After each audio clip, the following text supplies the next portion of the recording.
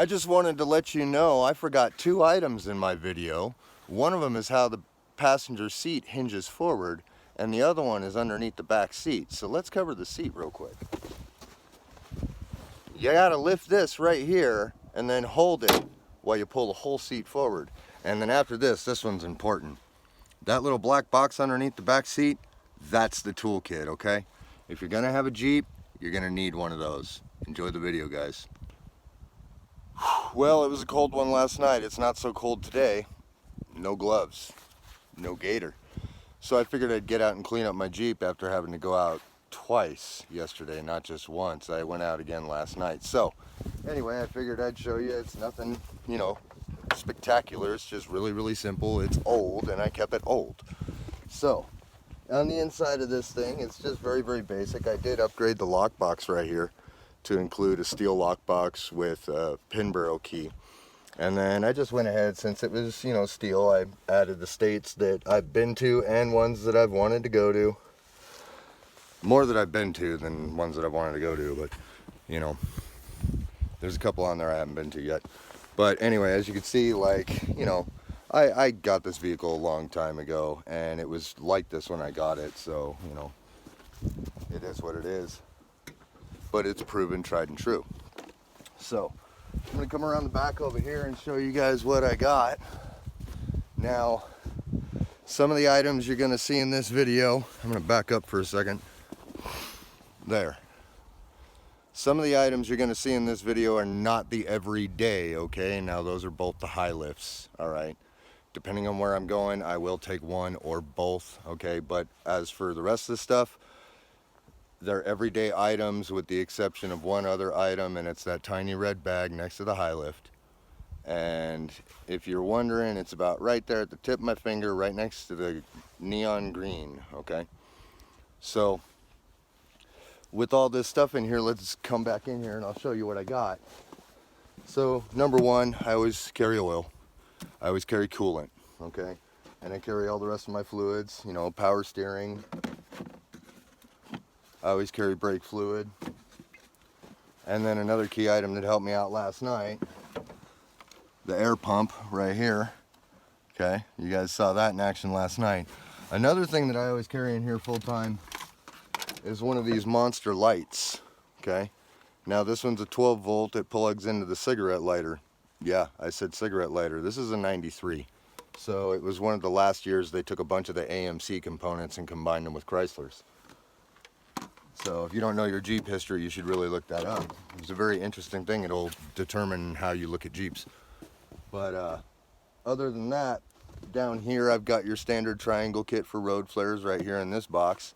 And then you can see I got jumper cables. This blue bag right here, this is actually full of a bunch of straps in case I need extra straps, ratchet straps, things like that.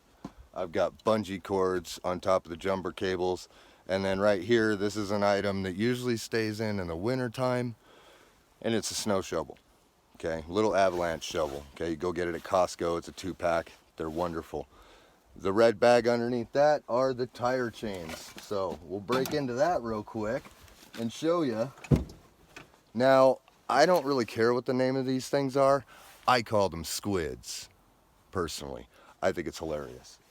So with these right here, I call them squids, and they're little hooks that are basically bungee cords that lash around the chains. If you watched my video where I tried to get up to the rocks that ring like bells, you'll notice these are on my tire chains.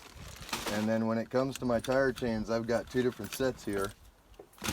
I've got my standard link right here, which is your normal link, but the thing about these is they come with this tool right here, and this is a cam locking tool. This particular tool locks this cam right here, okay? That cam spins and tightens up the chain, and I still run the squids just in case. I'm running pretty big tires. You never know what's gonna happen. And then the other ones are the normal vehicle cam lock systems. But these chains, and I do this because I tow a trailer, have the cleats. the actual ice cleats that dig into the ice and the snow as you run over them, so that it gives you optimal traction. Also, make sure you have gloves. These aren't the greatest for doing a lot of things, but they work. I'm gonna put all this stuff back in here. That's mostly everything that I carry with me back here. You know, if you're wondering what the other box is back here, I like my music. I have a small system in here. That's one of the minor luxury upgrades that I added to the vehicle. But again, it's also super, super old. So I'll just toss this stuff back here for now, just like that. Because it doesn't have to be pretty. Honestly, it really doesn't have to be pretty. You can just throw it back there just like that. Okay. Now the high lifts, on the other hand, like I said, I'll take those with me. Sometimes I won't. I'm gonna pan around to the other side of the vehicle because that's pretty much it. And as I come around, I'm gonna remind you, rags, okay? You're always gonna want rags with you, all right? This one is convenient. I did this because it covers my license plate for obvious reasons, but that's actually where my fuel is.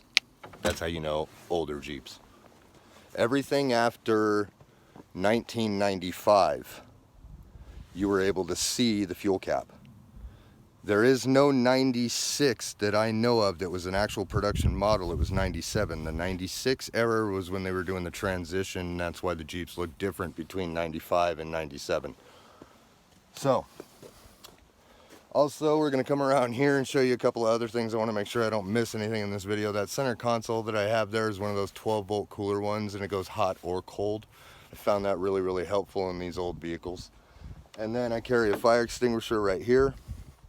It normally goes bolted down to the floorboard in the passenger seat, but I haven't gotten that far in putting her back together yet. I had to take some things out to clean it. Other than that, I got your sledgehammer right here. I got more straps underneath. These are the everyday straps, like I just got to go somewhere. I got to strap something down real quick. I don't want to break into the back. That's how I deal with those. And then if you don't know what these are, or if you have questions on what these are, you let me know. Because I carry these with me because I do a lot of off-roading, and sometimes you just never know.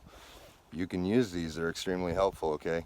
Now it takes a lot of patience and basically a lot of time of relaxation to figure out how, as it hits me in the face, how these work, okay?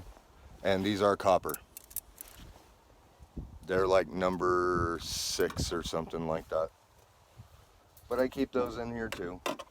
And then there's another thing, if you didn't notice on the back there, I got that little mini antenna right up here. That thing right there, I'll bring in right here. That goes to my little CB right there.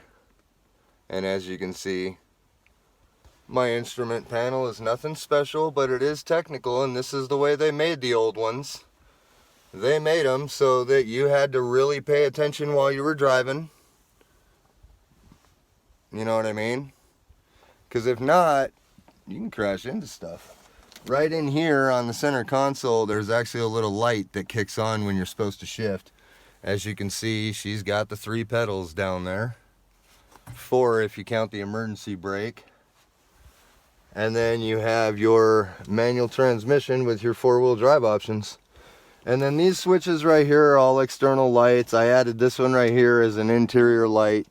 You can't really see it that well during the daytime, but it actually lights up the floor. I don't know if you can see the difference in that real quick. But that's about it for this thing. It's nothing super special. I don't carry a lot of weight on it or nothing like that, and I do that for a reason. I don't have a winch on it because I've never put myself in the situation to ever need the winch. Okay, now what I do is I tow it a lot. Okay, now because I live in a bus, that's helpful.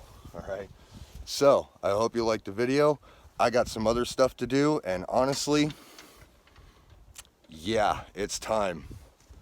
So I'm not going to include this in the video, but I am going to just say this real quick. I couldn't find the fuel that I was looking for, so during my whole episode in sub-zero temperatures down in Bozeman, I got this stuff. If any of you have ever tried this, let me know, okay? You guys take care.